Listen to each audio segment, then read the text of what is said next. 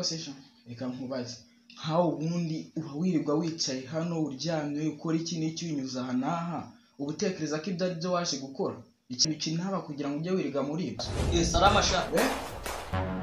Uvuze gute? Ndavuze ngo salama.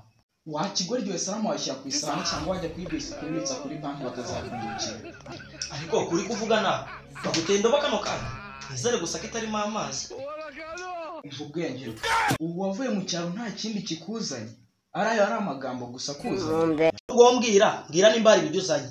Ubundi ngiye mu gikoni guteka za kandi nta bundi bwenge nukuza wiri kurya gusa nta kindi cyakuzanye. Usura tekereza ko bani kuryama ari ikibazo. Tekereza ko mubona buri twageze.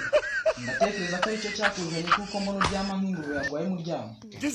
Gabanya amagambo mani shaho mbwira ibyo uzanye nimba ari icyo uzanye. Ngira tujye mu gikoni hakiri kare. Uva nkubwire rero sha.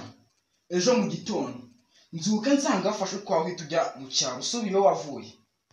Jewe se none ninde uhetse? Ntacyo wowe nshakira akazi urebeke ejo ntajya mu kazi mana.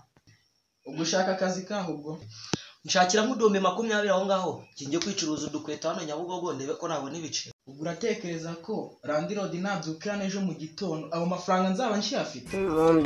Ngagabanya umunwa nabyumvise. Mvura mubwire mwana mama.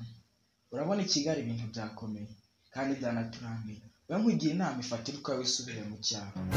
Asemana nka kuzime ubwo uratekereza namuhinguka imbere na bogisa ku mutwe gusa nta nakamuzanye mani ngo mvuye kuvuga mama gusara ubwo papa wamucika ntacu bako nabizi uriya musaza we nakaba turashize none iwacu ntabwo bigeze yiyabura iwanyu bari